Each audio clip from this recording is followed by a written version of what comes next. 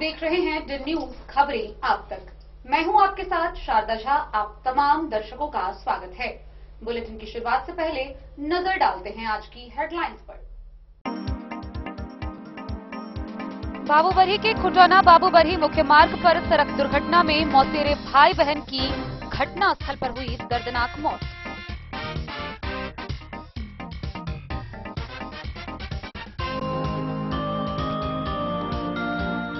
Jaynagar railway station के platform संख्या 4 पर खड़ी पवन एक्सप्रेस के एसी बॉगी में अचानक लगी आग, अफरा तफरी का हुआ माहौल।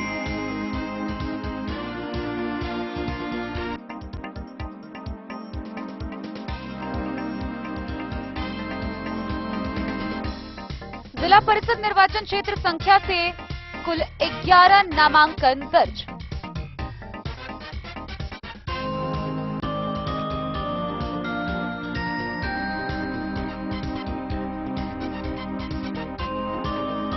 पतौना पुलिस ने ओपी क्षेत्र के पाली बरदाहा पथ से 36 लीटर शराब के साथ एक मोटरसाइकिल की जब्त, तस्कर फरार।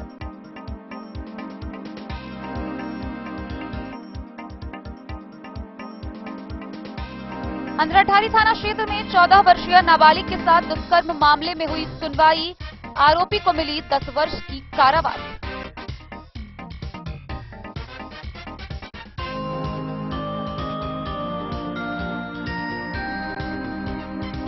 मधवापुर में परसा एसएसबी के जवानों ने परसा गांव के समीप वन जीवों के साथ तस्कर को किया गिरफ्तार।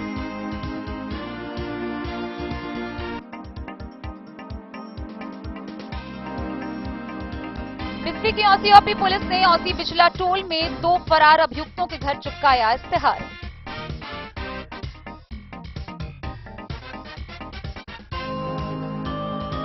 जयनगर नगर पंचायत कार्यालय सभागार में बोर्ड की हुई साधारण बैठक, मुख्य पार्षद ने की अध्यक्षता।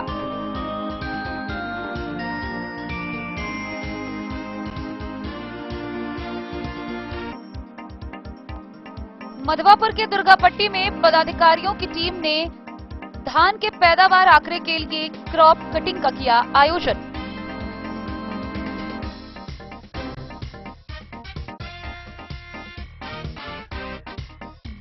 और बिस्फी के पतौना ओपी क्षेत्र के एक गांव से नाबालिग लड़की का हुआ अपहरण, पिता ने दर्ज कराई प्राथमिकी।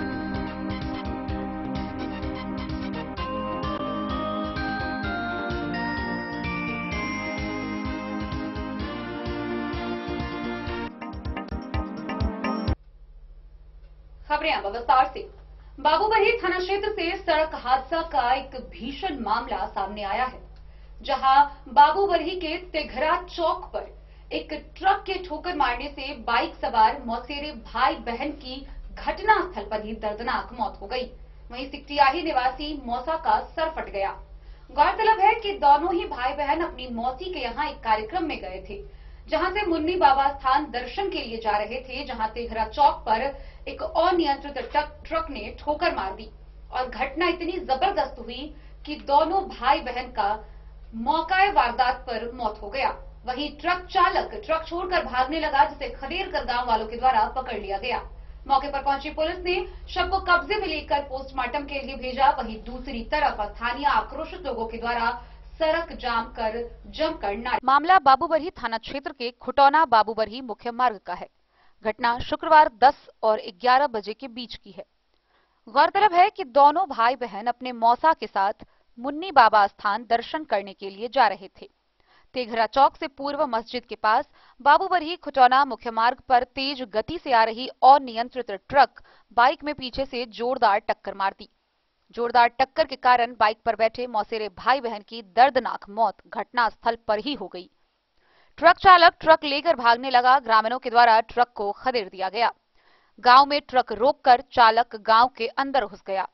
ग्रामीणों ने ट्रक को पुनः घटनास्थल पर खींच कर लाया। दोनों मृतक की पहचान खजौली थाना के कसमा मरार गांव के शिव कुमार महतो की 13 वर्षीय पुत्री खुशी और कन्हौली गांव के नथुनी महतो के 12 वर्षीय पुत्र कुंदन कुमार के रूप में हुई है। दोनों मौसेरे भाई बहन अपनी मौसी के घर खुटौना थाना के सिकटियाही गांव एक कार्यक्रम में आए थे, जहां से मुन्नी बाबा स्थान दर्शन के लिए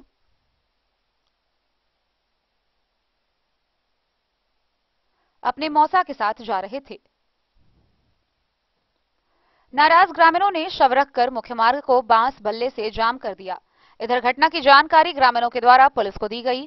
पुलिस दल बल के साथ घटनास्थल पर पहुंची, तब तक ग्रामीणों ने सड़क को विभिन्न मांगों को लेकर जाम कर दिया। ग्रामीणों की मांग थी कि ट्रक मालिक को घटनास्थल पर बुलाया जाए व मृतक के परिजनों को 20-20 लाख रुपया मुआवजा के रूप में दिया जाए। Bureau report, Madhubani. Jaynagar railway station के प्लेटफॉर्म संख्या 4 पर खड़ी पवन एक्सप्रेस के एसी डब्बे में अचानक आग लग गई। हालांकि रेल प्रशासन की तत्परता के कारण आग पर काबू पाया जा सका, वहीं आग लगने की वजह का अब तक पता नहीं चल पाया है। आइए हम आपको विस्तार से दिखाते हैं ये पूरी खबर। जयनगर रेलवे स्टेशन के प्लेटफॉर्म संख्या 4 पर खड़ी पवन एक्सप्रेस के एक एसी डिब्बे में शुक्रवार को अचानक आग लगने से अफरा तफरी का माहौल बन गया। रेल कर्मियों की तत्परता और अग्निशमन विभाग के सहयोग से आग पर काबू पाया गया, जिससे एक बड़ी घटना पर काबू पाया जा सका। दुर्घटना वाले डिब्बे को हटाकर उसके बदले दूसरा डब्बा लगाकर लगभग 1.5 घंटा विलंब से पवन एक्सप्रेस को जयनगर लोकमान्य तिलक टर्मिनल मुंबई के लिए प्रस्थान किया। आग लगने के कारण का पता अभी तक नहीं चल सका है। रेलवे अधिकारियों की माने तो आगजनी की यह घटना जांच का विषय है। स्थानीय रेल प्रशासन के अनुसार जयनगर से लोकमान्य तिलक टर्मिनल मुंबई के बीच चलने वाली पवन एक्सप्रेस गुरुवार की रात 2:30 बजे जयनगर के प्लेटफॉर्म संख्या 4 पर आने पर सफाई कर्मियों के द्वारा सभी डिब्बे को सुरक्षा के दृष्टिकोण से बंद कर दिया जाता है। एम्प्टी कोच के रूप में प्लेटफॉर्म संख्या 4 पर लगी पवन एक्सप्रेस में शुक्रवार को प्रस्थान करने से आधे घंटे पहले लगभग 12:30 बजे आग लगने की सूचना मिलते ही रेलवे अधिकारी, कर्मी एवं आरपीएफ जवानों ने घटनास्थल पर पहुंचकर आग पर काबू पाने में तत्परता दिखाई। Traffic inspector Rajesh Mohan Mallick, station master Manoj Kumar Singh, CWS Manish Kumar Chaudhary, TPI Sanjay Kumar, RPF SI Rajkumar Singh, Naveen Kumar, point man Vipin Singh, Aditya Kumar एवं कैरेज कर्मियों ने आनन फानन में स्टेशन व ट्रेन डिब्बे में मौजूद आग बुझाने वाले यंत्र के सहयोग से आग पर काबू पाया। घटना की सूचना मिलते ही जयनगर अग्निशमन विभाग भी घटनास्थल पर पहुंच गई।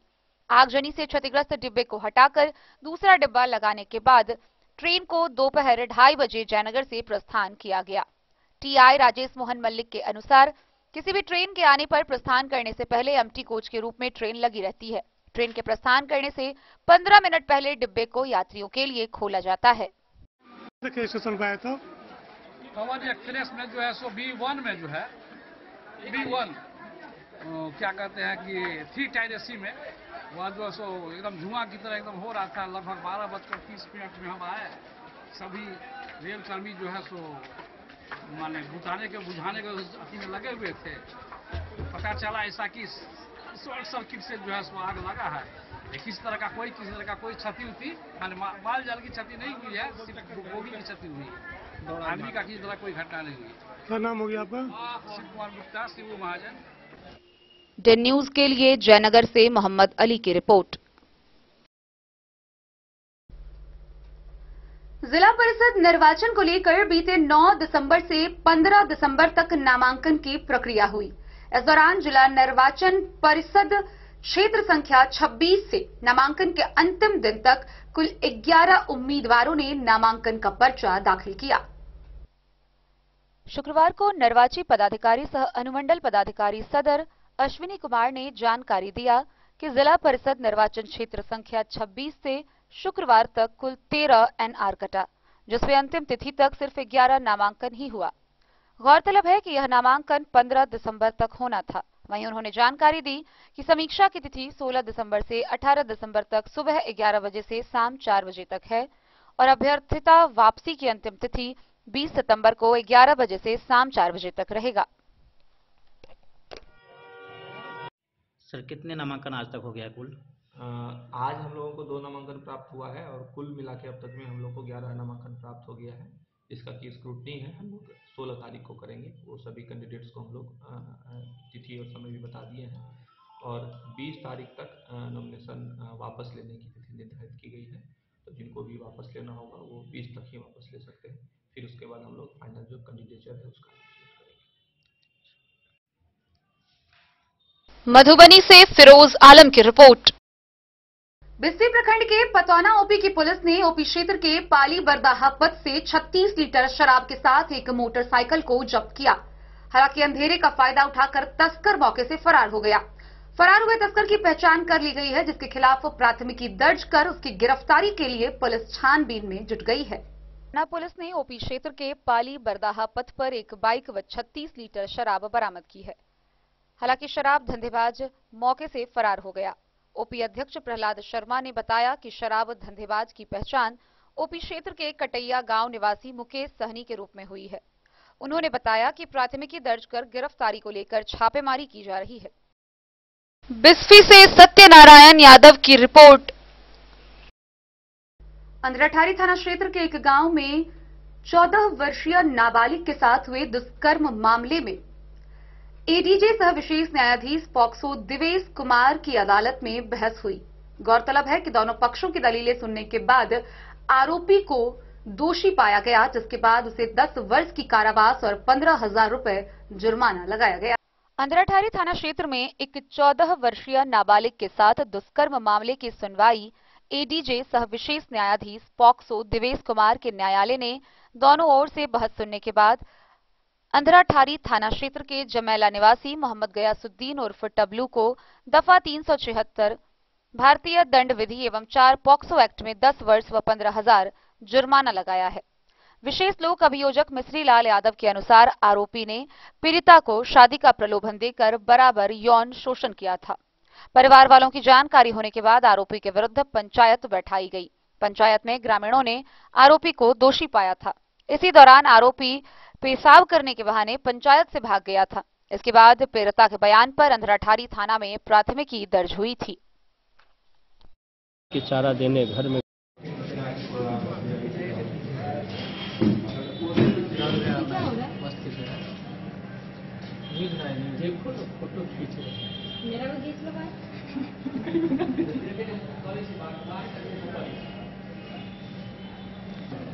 आज दिवेश कुमार के न्यायालय में सजा सुनाया गया है, उसके बारे में जानकारी दीजिए।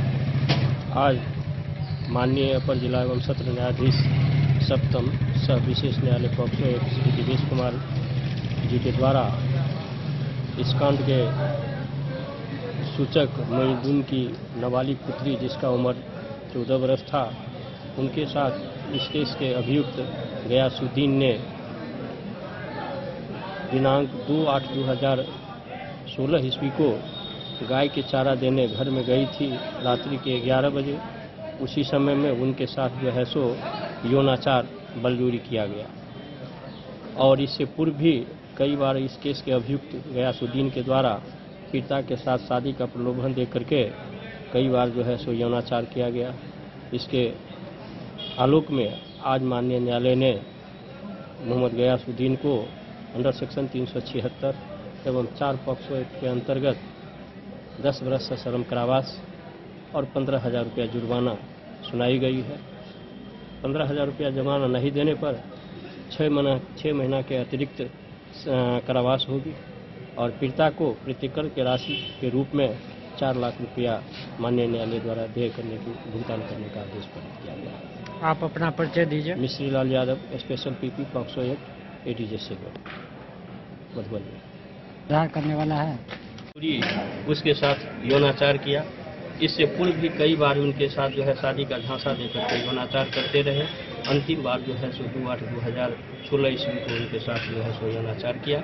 इसके एवज में आज माननीय न्यायालय ने दोषी को दोषी करार देते हुए अंडर सेक्शन 376 और 4 पॉक्सो एक्ट में 10 वर्ष की सश्रम कारावास और 15,000 रुपया जुर्माने सुनाई है। जुर्माना की राशि नहीं देने पर उनको 6 महीना अतिरिक्त सजा भुगतनी होगी और पीड़िता को जो है जेलेसे के द्वारा 4 लाख रुपया सरकार को देने की जो है सूचना की गई। क्या परिचय हुआ sir? Mishri Lal Yadav, special PP POCSO ADJ से। आज यौनाचार मामले में एक अभियुक्त को दोषी सजा सुनाई गई है, क्या मामला है?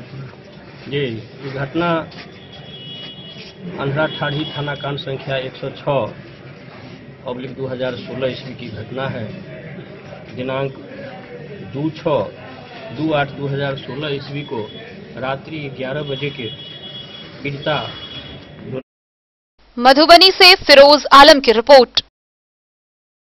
मधवापुर प्रखंड से वन्य जीवों की तस्करी का मामला सामने आया है, जहां इंडो नेपाल बॉर्डर के परसा गांव के समीप वन्य जीवों के 5 शव के साथ एक तस्कर को भी गिरफ्तार किया गया। इंडो नेपाल बॉर्डर पर परसा गांव के सुरक्षा बलों ने मृत वन्य जीवों के साथ नेपाल के शिकारी तस्कर को पकड़ लिया। इस मामले में वन्य जीवों की 5 शव बरामद किए गए हैं। मृत जंगली बिल्लियों की 3 और मृत सिवेट बिल्लियों की संख्याएं 2 बताई गई है। सभी को भारतीय क्षेत्र से शिकार कर नेपाल ले जाया जा रहा था। तस्कर को पकड़ने और वन्य प्राणियों के शव बरामद करने की कार्रवाई परसा एसएसपी के जवानों ने गश्ती के दौरान की। गश्ती दल का नेतृत्व उप सहायक उप निरीक्षक चटक राय मंडल कर रहे थे। मामला Indo Nepal border pillar number 298 से करीब 100 मीटर भारतीय क्षेत्र की ओर का है। यह जानकारी कमांडेंट गोविंद सिंह भंडारी ने दी। उन्होंने बताया कि पकड़े गए तस्कर नितेश मिस्त्री 17 साल का है। वह नेपाल के सरलाही जिला स्थित ईश्वरपुर थाना क्षेत्र के भक्तिपुर ग्राम निवासी मुन्ना मिस्त्री का बेटा है। उसे मृत जीवों के साथ वन विभाग बेनीपट्टी के अधिकारियों को आवश्यक कार्रवाई के लिए सुपुर्द कर दिया गया है। मधवापुर से शत्रुमर्दन कुमार की रिपोर्ट। बिस्वी प्रखंड में औसी पुलिस ने औसी क्षेत्र के बिचला टोल में 2 अभियुक्तों के घर इश्तेहार चिपकाया। गौरतलब है कि दोनों अभियुक्त के खिलाफ न्यायालय में मामला चल रहा है और वह लंबे समय से फरार है। इश्तेहार चिपकाकर यह जानकारी दी गई कि वह तय समय सीमा के अंदर अगर न्यायालय में हाजिर नहीं होता है तो उसके घर पर कुर्की जब्ती की कार्रवाई की जाएगी। औसी पुलिस ने ओपी क्षेत्र के औसी बिचला टोल निवासी मोहम्मद निहाल व सनाउल्लाह के घर न्यायालय के आदेश पर इश्तेहार चिपकाया। ओपी अध्यक्ष हरिद्वार शर्मा ने बताया कि दोनों अभियुक्तों के खिलाफ न्यायालय में मामला चल रहा है और ये न्यायालय से लंबे समय से फरार चल रहे हैं। न्यायालय ने इन अभियुक्तों के विरुद्ध इश्तेहार निर्गत कर न्यायालय में हाजिर होने का आदेश दिया है, अन्यथा इसके विरुद्ध कुर्की की कार्रवाई की जाएगी। उन्होंने मौके पर आसपास के लोगों से इसकी सूचना अभियुक्तों को देने को कहा, जिससे कि न्यायालय में ससमय सीमा के अंदर उपस्थित हो सके। मौके पर एसआई मुनेश्वर प्रसाद सहित कई पुलिसकर्मी मौजूद थे। बिस्फी से सत्यनारायण यादव की रिपोर्ट। खबरों का सिलसिला जारी रहेगा। जल्द ही लौटेंगे एक छोटे से ब्रेक के बाद। आप बने रहिए हमारे साथ। वीरेंद्र तिलकुट वाला, जहां पाएंगे गया के मशहूर कारीगर द्वारा तिलकुट, मुरब्बा, खजूर, अमोट, रुमाली लच्छा, घी लच्छा, गजक, गुड़ मेवा, चीनी मेवा। यही नहीं, लट्ठा बादाम, बादाम पापड़ी, खोया तिलकुट, गुलाब रेवड़ी, तिलकुट स्पेशल, तिलकुट जनरल, तिलकतरी, खुला तिल भी यहाँ उपलब्ध है। स्वाद ऐसा जो एक बार जुबान से लग जाए तो आप भूल न पाएं। हम रखते हैं आपकी सेहत का ख्याल, इसलिए पूरी सफाई व स्वच्छता के साथ यहाँ आपका मनपसंद तिलकुट तैयार किया जाता है। एक बार अवश्य पधारें। वीरेंद्र तिलकुट वाला, बाटा चौक, बाटा शोरूम के सामने, मधुबनी। ट्विंडर्म क्रीम दाद, खाज, खुजली, एलर्जी, एक्जिमा, स्किन एलर्जी समेत विभिन्न त्वचा संबंधित रोगों में लाभदायक। Twinderm cream marketed by Aeronix health care. तो किसी भी प्रकार के त्वचा रोग से है परेशान तो ट्विंडर्म क्रीम है सबका समाधान। जिले के सभी दवा दुकान में उपलब्ध ट्विंडर्म क्रीम। ट्विंडर्म क्रीम दाद, खाज, खुजली, एलर्जी, एक्जिमा, स्किन एलर्जी समेत विभिन्न त्वचा संबंधित रोगों में लाभदायक। Twinderm cream marketed by Aeronix health care. तो किसी भी प्रकार के त्वचा रोग से हैं परेशान तो ट्विंडर्म क्रीम है सबका समाधान। मधुबनी जिला के हर दवा दुकान में उपलब्ध ट्विंडर्म क्रीम।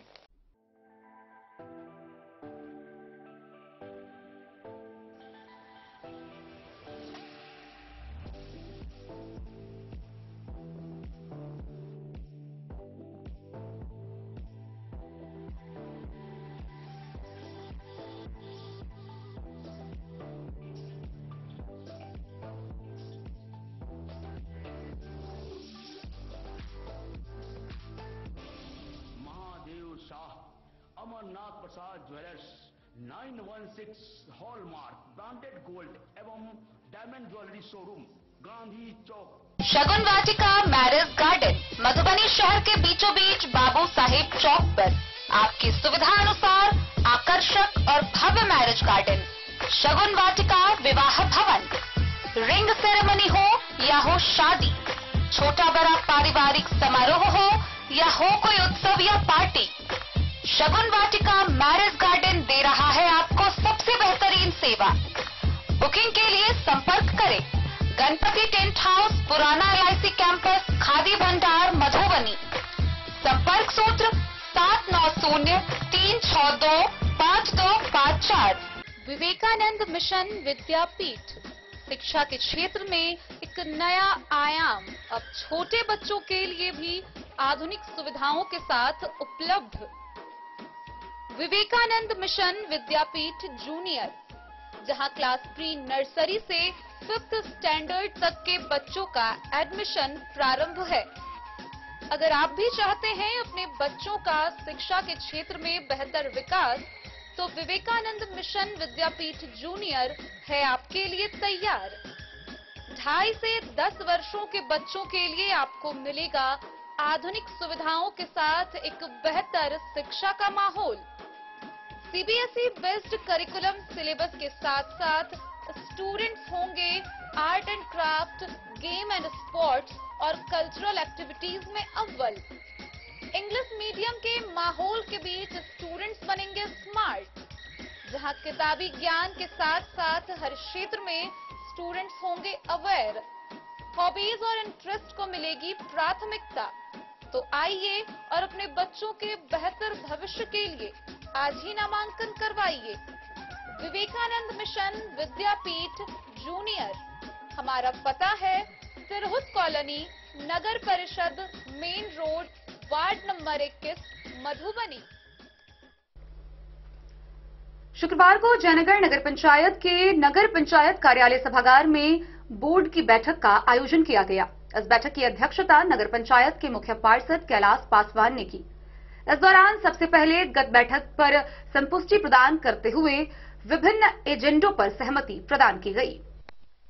जयनगर नगर पंचायत कार्यालय सभागार में शुक्रवार को बोर्ड की साधारण बैठक मुख्य पार्षद कैलाश पासवान की अध्यक्षता में हुई। गत बैठक पर संपुष्टि प्रदान करते कई एजेंडा पर सहमति प्रदान की गई। बैठक में कार्यपालक पदाधिकारी अमित कुमार, उप मुख्य पार्षद, वार्ड पार्षद, प्रधान लिपिक समेत अन्य नगर पंचायत कर्मी उपस्थित थे। बैठक में मोटरसाइकिल के टायर में लगाने वाले 25 लॉक ताला खरीदारी करने, नो पार्किंग जोन में अनाधिकृत रूप से लगाए गए मोटरसाइकिल व ऑटो रिक्शा से 500 एवं 4 चक्का वाहन से 1000 रुपया जुर्माना लेने, मांस मुर्गा दुकान का लाइसेंस निर्गत करते हुए मांस दुकानदारों से 1000 व मुर्गा दुकानदारों से 500 रुपए सालाना लेकर लाइसेंस दिया जाएगा।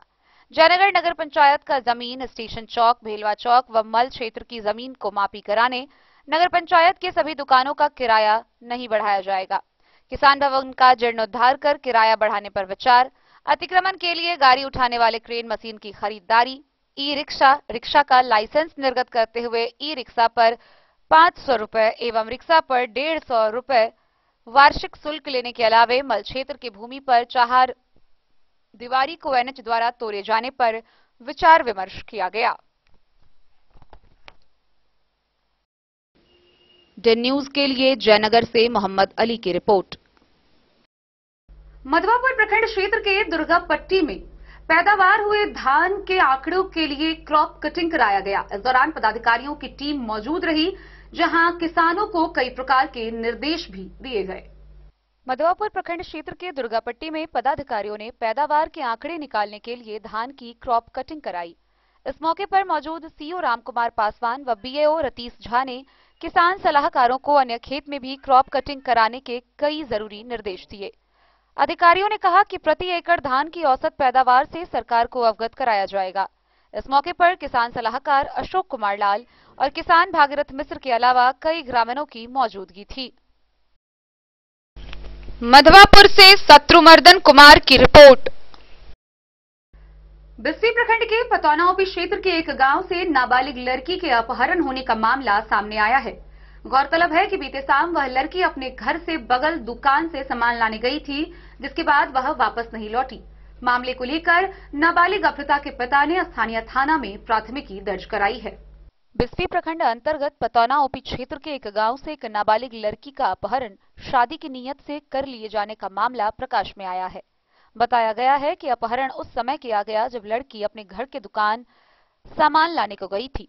मामले को लेकर लड़की के पिता के द्वारा दिए गए आवेदन के आधार पर ओपी क्षेत्र के पड़सौनी गांव निवासी नवल कुमार मंडल, आनंद मंडल सहित अन्य 6 के विरुद्ध प्राथमिकी दर्ज कर आगे की कार्रवाई शुरू कर दी गई है। बिस्फी से सत्यनारायण यादव की रिपोर्ट। शुक्रवार को हरलाखी प्रखंड के हरलाखी, कलना व नहरनिया पंचायत में प्रधानमंत्री के विकसित भारत संकल्प यात्रा का आयोजन किया गया। इस दौरान संकल्प रथ के साथ पहुंचे अतिथियों का पाग दुपट्टा के साथ स्वागत किया गया। साथ ही उपस्थित हजारों लोगों को प्रधानमंत्री के द्वारा जारी जन कल्याणकारी योजनाओं के बारे में विस्तार पूर्वक जानकारी दी गई। प्रधानमंत्री मोदी की विकसित भारत संकल्प कार्यक्रम शुक्रवार को 3 पंचायतों में हुआ, जिसमें हरलाखी, नहरनिया व कलना पंचायत शामिल है। सबसे पहले हरलाखी में कार्यक्रम हुआ, जहां पंचायत के मुखिया मोहम्मद जुनैद अंसारी ने सभी अतिथियों को पाग दुपट्टा व फूल माला से भव्य स्वागत किया। उसके बाद सैकड़ों लोगों ने रथ पर लगे एलसीडी के माध्यम से प्रधानमंत्री की सभी जन कल्याणकारी योजनाओं की जानकारी ली। इस अवसर पर ड्रोन के माध्यम से किसानों को कम लागत में अधिक उत्पादन करने व ड्रोन के माध्यम से खेतों में लगे फसल पर दवाइयों की छिड़काव के बारे में बताया गया। कार्यक्रम की शुरुआत में तीनों पंचायतों में भाजपा के लोग सहित आम लोगों ने भारत को 2047 तक आत्मनिर्भर और विकसित राष्ट्र बनाने के सपनों को साकार करने, गुलामी की मानसिकता को जड़ से उखाड़ फेंकने, देश के समृद्धि और विकास पर गर्व करने, भारत की एकता को सुदृढ़ करने तथा देश के नागरिक होने का कर्तव्य निभाने का संकल्प लिया। इस अवसर पर भाजपा जिला महामंत्री देवेंद्र यादव ने अपने संबोधन में प्रधानमंत्री की 75% डिस्काउंट पर सस्ती दवाई अच्छी दवाई, महिलाओं के लिए धुआं मुक्त रसोई, किसानों को हर साल 6,000 रुपया सहित अन्य कई योजनाओं के बारे में बताया। साथ ही उन्होंने महत्वाकांक्षी विश्वकर्मा योजना के बारे में बारीकी से लोगों को जानकारी दी।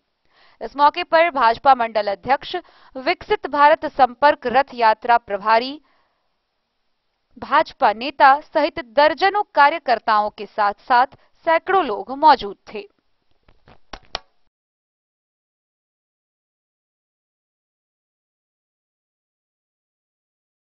हरलाखी से संजय राउत की रिपोर्ट। मधवापुर प्रखंड के बिहारी और मधवापुर एसएसबी कैंप में नागरिक कल्याण कार्यक्रम के तहत 7 दिवसीय बकरी पालन प्रशिक्षण का आयोजन किया गया, जिसका शुक्रवार को समापन हुआ। इस दौरान बकरी पालन प्रशिक्षण समापन के बाद प्रशिक्षुओं को सर्टिफिकेट के साथ साथ एक बकरी भी वितरण किया गया। बिहारी और मधवापुर एसएसबी कैंप में 7 दिवसीय बकरी पालन प्रशिक्षण शिविर का समापन हुआ। नागरिक कल्याण कार्यक्रम के तहत आयोजित इस कैंप में जरूरतमंद बेरोजगार युवा व महिलाओं को यह ट्रेनिंग दी गई। उन्हें आत्मनिर्भर बनाने के उद्देश्य से कौशल विकास व्यावसायिक प्रशिक्षण दिए जाने की जानकारी एसएसबी के अधिकारियों ने दी। कार्यक्रम के अंतिम चरण में कमांडेंट गोविंद सिंह भंडारी ने प्रशिक्षुओं को प्रशिक्षण प्रमाण पत्र के साथ एक बकरी भी दी। मधवापुर से शत्रुमर्दन कुमार की रिपोर्ट। मधुबनी शहर के चौक चौराहों पर अगर आप वाहन लेकर निकल रहे हैं तो 2 पहिया वाहन चलाने के दौरान हेलमेट नहीं पहनने या ट्रिपल लोडिंग करने, 4 चक्का वाहन के दौरान कागजात या संबंधित कागजात नहीं रखने वाले लोग सतर्क हो जाए, क्योंकि मधुबनी के जिला परिवहन पदाधिकारी के द्वारा मधुबनी शहर के विभिन्न चौक चौराहों पर वाहन चेकिंग अभियान जोर शोर से चलाया जा रहा है। गौरतलब है कि पिछले 3 दिनों में सैकड़ों वाहन चालकों से ऑनलाइन जुर्माना वसूला गया। जिला परिवहन पदाधिकारी ने बताया है कि इस मामले में किसी भी प्रकार की कोई सुनवाई नहीं होगी। नो पार्किंग जोन में गाड़ी खड़े करने वाले वाहन चालक व विभिन्न नियमों को ताक पर रखकर गाड़ी चलाने वाले वाहन चालकों से जुर्माना वसूल किया जाएगा। शहर के विभिन्न चौक चौराहे पर जिला परिवहन पदाधिकारी शशि शेखरम के आदेश के अनुसार 2 पहिया वाहन मालिकों का वाहन चलाते समय हेलमेट नहीं पहनने पर ऑनलाइन चालान काटा गया। उन्होंने बताया कि इस तरह का अभियान हेलमेट चेक, ट्रिपल लोडिंग और कई तरह के वाहन संबंधी जांच लगातार जारी रहेगा। साथ ही उन्होंने यह भी बताया कि आए दिन जाम की गंभीर समस्याओं को देखते हुए नो पार्किंग जोन में गाड़ी खड़ी करने वालों को दंडात्मक कार्रवाई करते हुए ऑन स्पॉट ऑनलाइन चालान काटा जा रहा है। इसमें किसी भी तरह की कोई सुनवाई नहीं की जा रही है। इस बात की जानकारी जिला परिवहन पदाधिकारी शशि शेखरम ने दी। उन्होंने बताया कि पिछले 3 दिनों से समाहरणालय के समक्ष से होते हुए जलधारी चौक तक नो पार्किंग जोन में गाड़ी खड़ी करने वालों को दंडात्मक कार्रवाई की जा रही है। उन्होंने बताया कि आए दिन इस तरह के वाहनों को खड़ा करने से जाम की समस्या गंभीर बनी हुई है। इस गंभीर स्थिति को देखते हुए इस तरह का अभियान चलाया गया है और यह लगातार चलता रहेगा। उन्होंने वाहन मालिकों से अपील की कि इस तरह नो पार्किंग जोन में गाड़ी न खड़ी करे और धनात्मक कार्रवाई से बचें। मधुबनी से फिरोज आलम की रिपोर्ट। खबरों का सिलसिला जारी रहेगा। जल्द ही लौटेंगे एक छोटे से ब्रेक के बाद। आप बने रहिए हमारे साथ। ट्रेंड के इस जमाने में क्या आप भी चाहते हैं स्टाइलिश और फैशनेबल कपड़े? क्या आप अपने लुक को अपग्रेड करना चाहते हैं? अगर हाँ, तो आज ही आए Bombay fashion readymade sari showroom. हमारे पास पुरुषों, महिलाओं और बच्चों के लिए है नए से नए फैशन ट्रेंड में कपड़े और एक्सेसरीज का लार्ज कलेक्शन। आपके बजट और हर अवसर के लिए खास। चाहे काम के लिए हो नए आउटफिट की तलाश या पार्टी के लिए ड्रेस या किसी खास अवसर के लिए सूट, सलवार और साड़ी, हमारे पास है हर एक ब्रांड। क्रिम्सन क्लब, मुफ्ती, टर्टल और किलर के SIS स्टोर्स। इसके अलावा रेमंड, स्पार्की, जॉकी, लक्ष्मीपति, मान्यवर, ब्लैकबेरी, नवाब पार्कर जैसे बड़े ब्रांड। तो देर किस बात की, आज ही आए बॉम्बे फैशन साड़ी एवं रेडीमेड शोरूम। हमारा पता है महिला कॉलेज रोड, मधुबनी।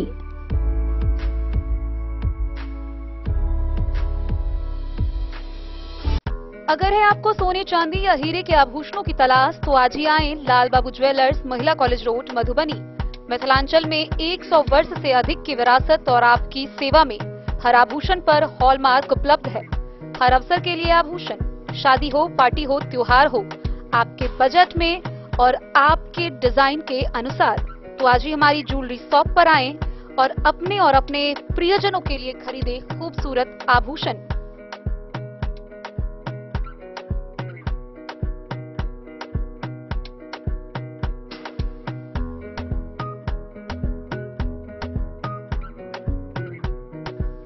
हार, चूड़ियां, अंगूठियां, झुमके, मंगलसूत्र और बहुत कुछ है शामिल, वो भी किफायती दामों में।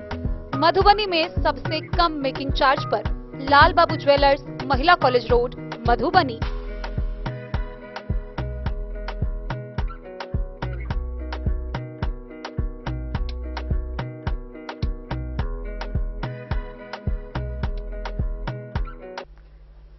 पंचायत उपचुनाव के नामांकन के दिन जयनगर नगर पंचायत में 2 पदों के 2 प्रत्याशियों ने नामांकन पर्चा दाखिल किया और इसी के साथ पंचायत उपचुनाव को लेकर नामांकन की तिथि समाप्त हुई।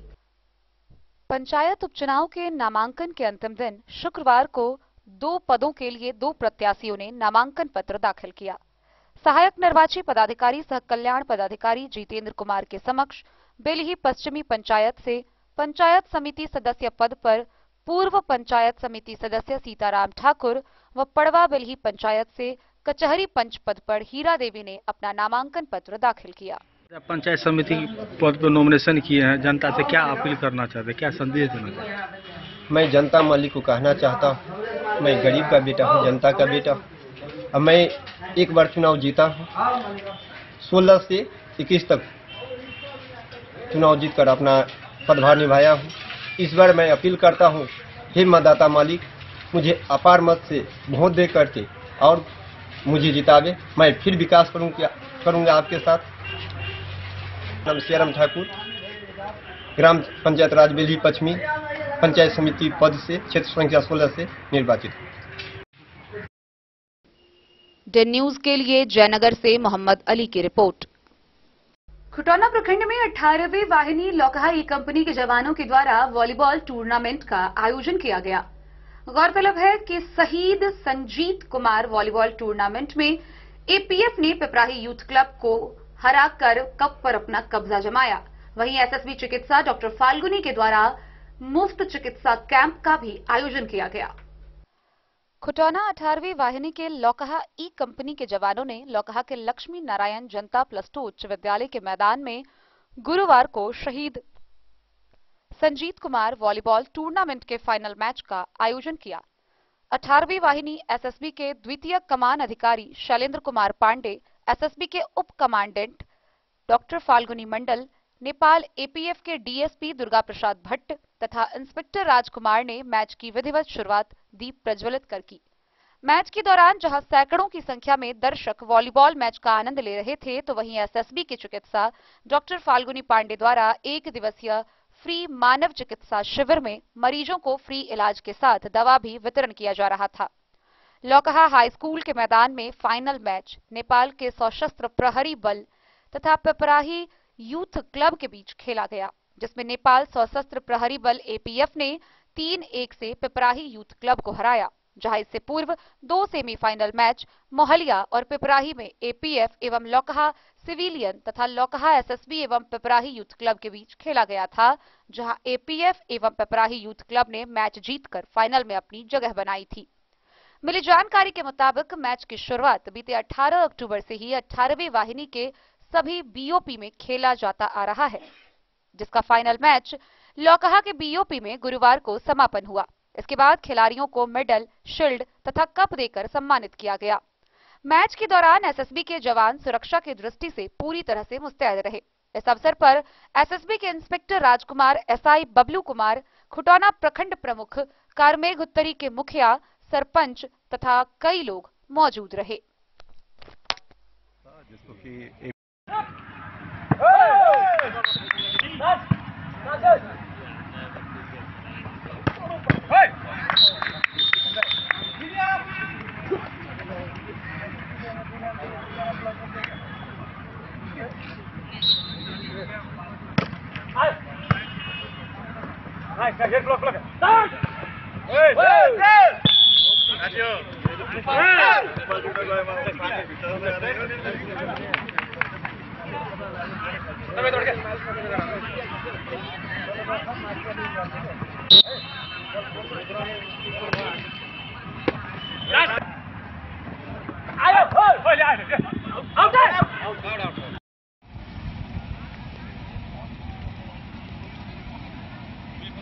आज जो शहीद संजीत कुमार वॉलीबॉल टूर्नामेंट का आयोजन किया गया है लौकहा लक्ष्मी नारायण जनता उच्च विद्यालय के प्रांगण में, क्या कुछ सर देखने को मिला आज? और ये शहीद संजीत कुमार वॉलीबॉल टूर्नामेंट का आज आयोजन किया गया, उसका फाइनल मैच था जो कि हमारी एपीएफ की टीम और पिपराही की टीम के बीच में खेला गया। शहीद संजीत कुमार हमारे इसी वाहिनी के कार्मिक थे जो कि नक्सली ऑपरेशन में नक्सलियों से लोहा लेते हुए शहीद हुए थे, और उन्हीं की स्मृति में हम लोग अब इस वॉलीबॉल प्रतियोगिता का प्रतिवर्ष इसका आयोजन करेंगे, और इसी क्रम में ये आयोजन किया गया था। और ये आयोजन का यही मकसद है कि हमारे जो क्षेत्र के लोग हैं, जो आम जनता है और हम जो बलकर्मी हैं, हम सब उनके जीवन से प्रेरणा लें और जो उन्होंने मार्ग दिखाया है शहादत का, देश प्रेम के रास्ते में, उस पे हम लोग जितने भी फॉलो कर सकते कर्मचारी हैं। हैं, इसी उद्देश्य से ऐसे कार्यक्रमों का आयोजन किया जाता है। आज का मैच हमारी एपीएफ की टीम और पिपराही की टीम के बीच में फाइनल मैच था, जिसको कि एपीएफ की टीम ने लगातार 3 सेटों में, सीधे सेटों में जीता। क्या कहना चाहेंगे सर, आप नेपाल से हैं एपीएफ के, तो कैसा लगा आज आपने जीत दर्ज किया है? Thank you. जीत ये जो था शहीद संजीत कुमार जो वॉलीबॉल टूर्नामेंट था, वैसे भी हमारा एसएसपी एपीएफ बीच में एग्जाम होता रहता है, ये नॉर्मल शेड्यूल है हमारा। तो हम बहुत हैप्पी फील करते हैं जब ऐसा हमारा बीच में एग्जाम होता है।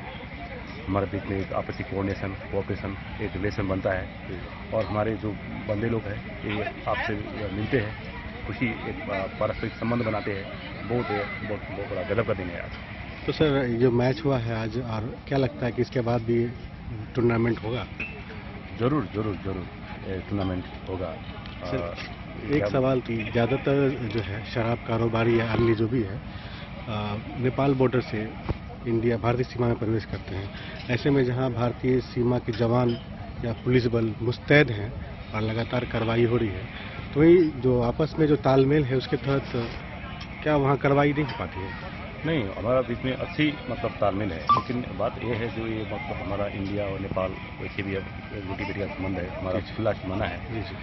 इसके बीच में ऐसा मतलब एक्टिविटी हो सकता है, लेकिन हम जो फोर्स वाले हैं इंडिया की साइड से, नेपाल की साइड से हम बातचीत करके अच्छी ड्यूटी निभा हम, बस इसकी वजह से भी वक्त कोई ऐसा हो सकता है, उसी का तो आज आपकी तरफ से आपकी टीम में किसने अच्छा खेला और जो कप जो सीरीज होता है वो किनके नाम गया? ना अच्छा, दोनों टीम ने अच्छा खेला, लेकिन ये जीत हार ये दूसरा मतलब पार्ट है, लेकिन जीता APF बॉम्बे ने। हम तो चाह रहे थे 1-2 सेट ऐसे यहाँ से कंपटीशन हो, लेकिन यहाँ पर हम हमारे कंटिन्यू उसमें थे, अच्छा खेला। हमारे वहाँ से एक बफे था। यहाँ पर प्रथम बार आए हुए हैं। हाँ, मैं कैसा एक्सपीरियंस रहा? बहुत हैप्पी। हमारे जो सर जी है पांडे सर, बहुत हम पहले ही मिला है, और हम यहाँ तो हम आते रहते हैं कंपनी में, हमारा अच्छा संबंध है यहाँ। आप देख रहे हैं DN न्यूज खबरें आप तक। इस वक्त मौजूद हूँ लौखा थाना क्षेत्र के लक्ष्मी नारायण जनता +2 उच्च विद्यालय में। आप देख सकते हैं ये जो परिसर है, ये लक्ष्मी नारायण जनता +2 उच्च विद्यालय का परिसर है, और ये मैदान है जहां पर टूर्नामेंट या क्रिकेट वगैरह खिलाता है।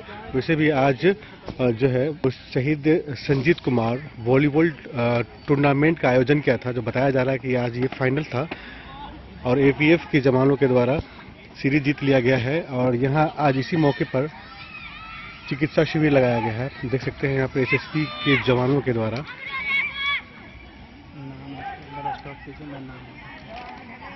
शिविर था। कितने मरीज यहाँ पर आए हैं, हम लाभ ले चुके हैं? अभी तक तो 60-70 मरीज आ चुके हैं अप्रॉक्स, अभी और भी आने बाकी है। अभी 1 घंटे तक और हम लगाएंगे। आज पूरे दिन ये शिविर चल रहा है? ये जो है 1 बजे से चला है, ये दोपहर के 1 बजे से लेके चल रहा है।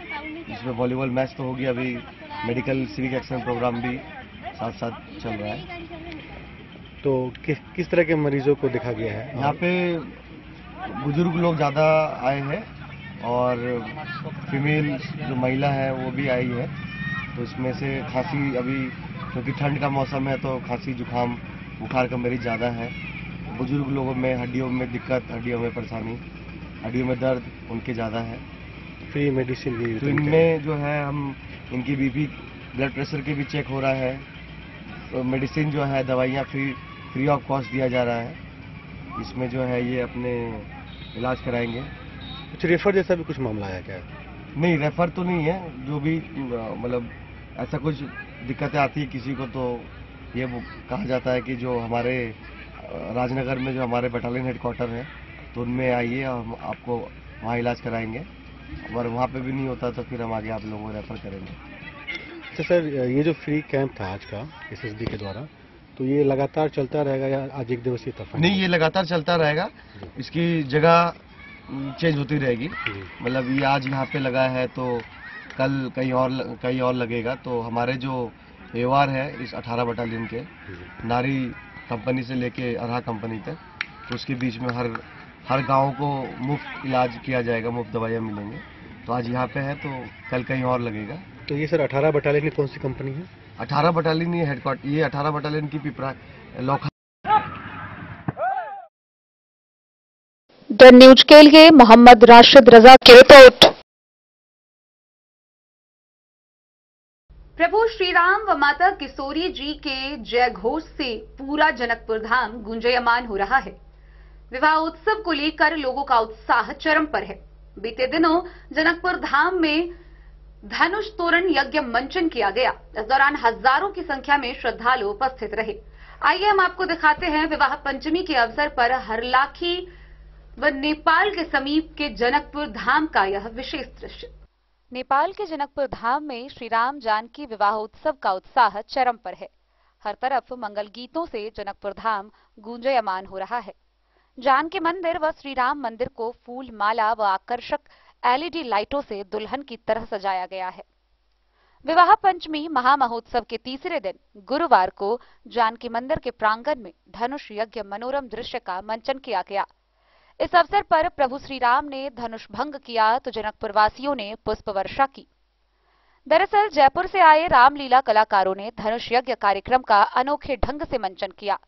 कार्यक्रम के प्रारंभ में राजा जनक द्वारा आयोजित सीता स्वयंवर में भाग लेने के लिए देश विदेश के कोने कोने से राजा आए हुए थे। उसी समय गुरु विश्वामित्र श्री राम लक्ष्मण के साथ धनुष यज्ञ सभा में भाग लेते हैं, जहां लंकापति रावण सहित बड़े बड़े शूरवीर मौजूद होते हैं। इस दौरान राजा जनक जी ने घोषणा किया कि जो भी राजा शिव धनुष को उठाकर इस पर प्रत्यंचा चढ़ाएगा, सीता का विवाह उसी के साथ होगा। इधर राजा जनक की घोषणा के अनुसार लंकापति रावण सहित बड़े बड़े राजाओं ने धनुष उठाने की खूब जोर आजमाइश की, लेकिन प्रत्यंचा चढ़ाने की बात तो दूर, कोई धनुष को तिल भर हिला भी नहीं सका। फिर एक एक कर सारे राजा हताश होकर सिर झुकाकर बैठ गए।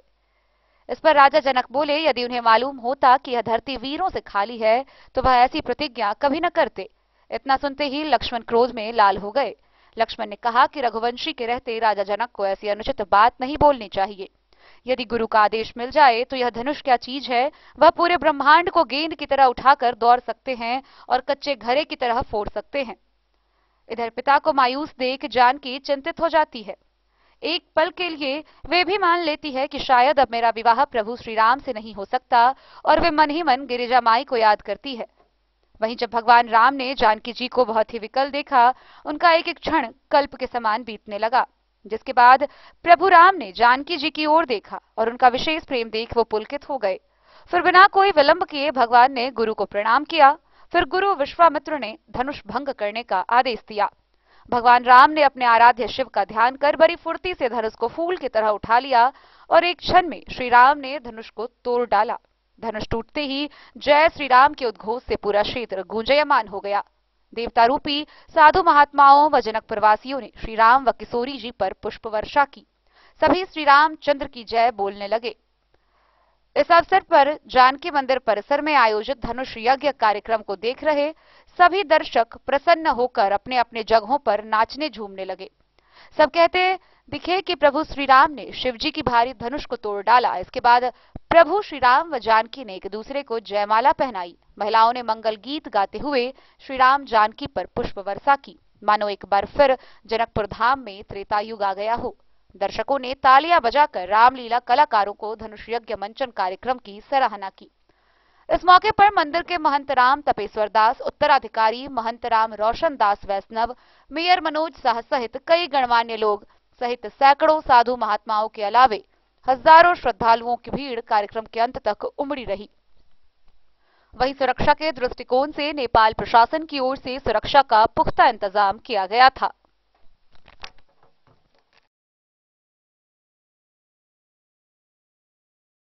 हरलाखी से संजय राउत की रिपोर्ट।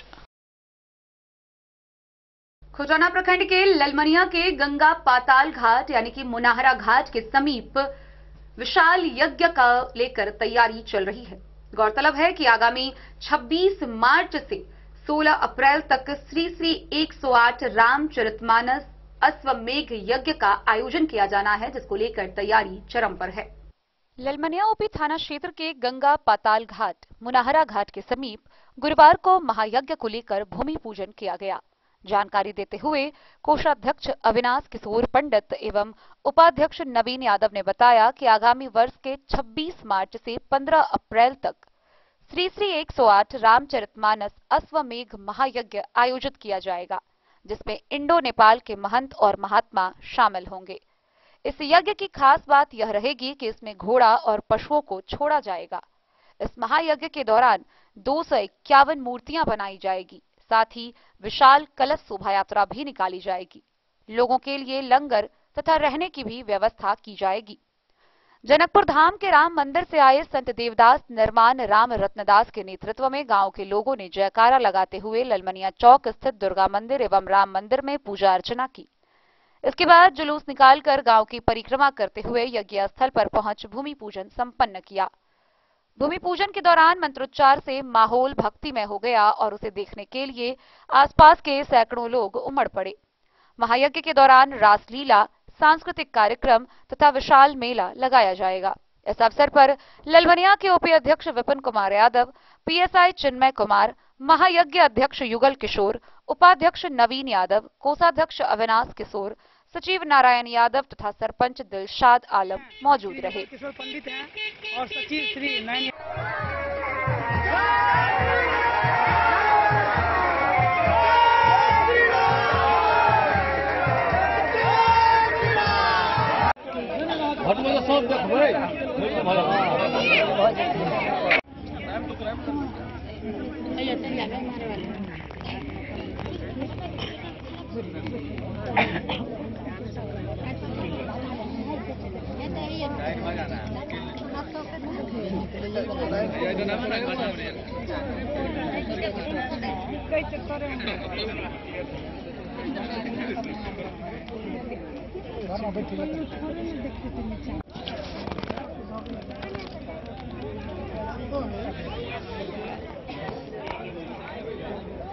तैयारी आज से शुरू है।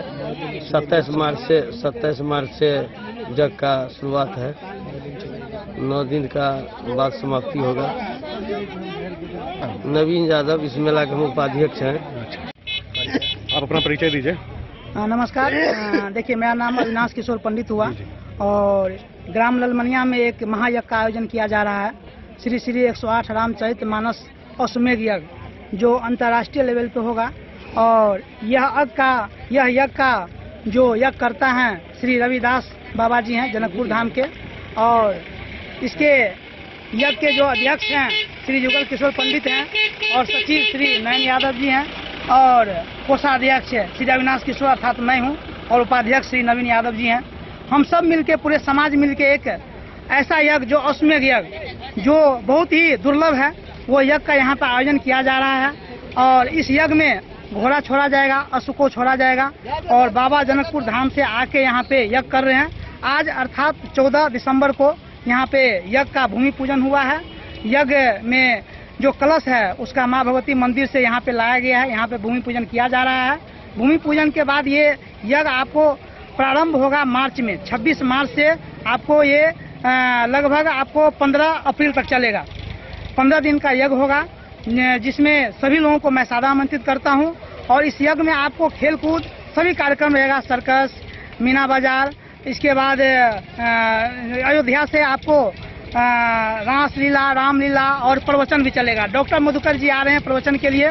251 मूर्ति का यहाँ बनेगा, स्वचालित मूर्ति रहेगा, सारा यहाँ पे सुविधा रहेगा। और नेपाल से भी बहुत भारी संख्या में भीड़ आने वाला है।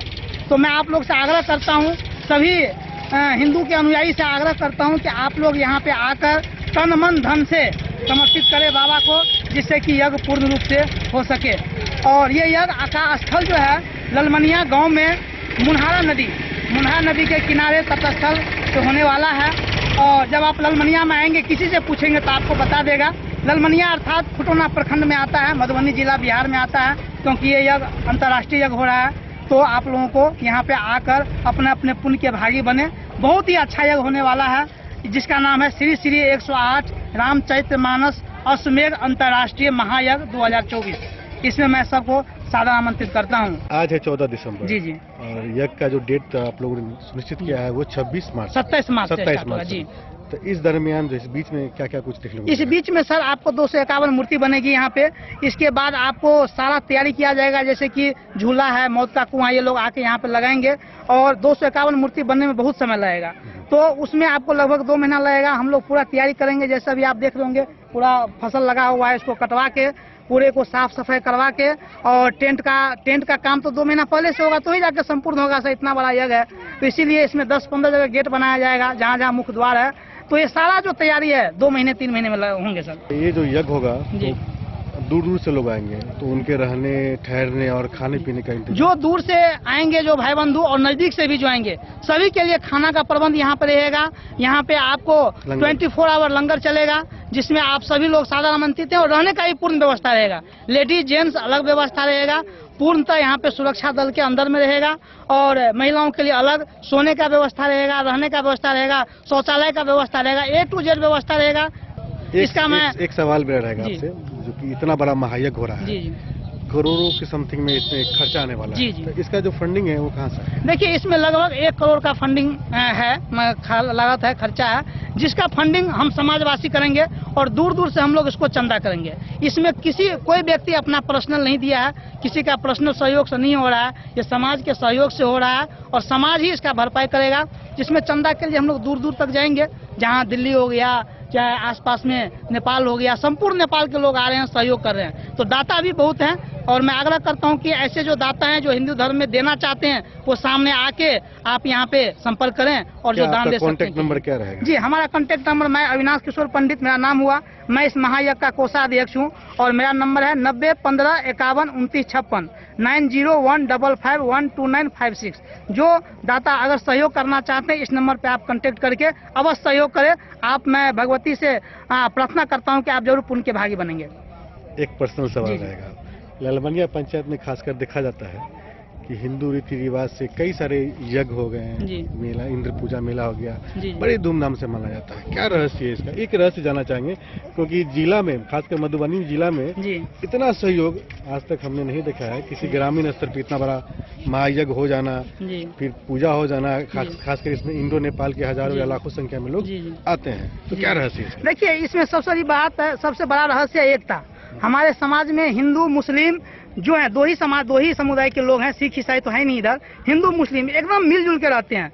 उनके पर्व में हम लोग मदद करते हैं, हमारे पर्व में वो तन मन धन से मदद करते हैं। तो सबसे बड़ी रहस्य इसमें एकता है। हम लोग एकता के साथ इसको पूरे समाजवासी, ग्रामवासी, पंचायतवासी सब लोग एकजुट, कभी भी आप देख रहे हैं सभी लोग आए हुए हैं, तो सब लोग मिलजुल के करते हैं और कोई बिना भेदभाव किए हुए, किसी भी जाति धर्म ऊंच नीच इस भेदभाव को त्याग के हम लोग सब लोग एक साथ इसमें मदद करते हैं। यही वजह है।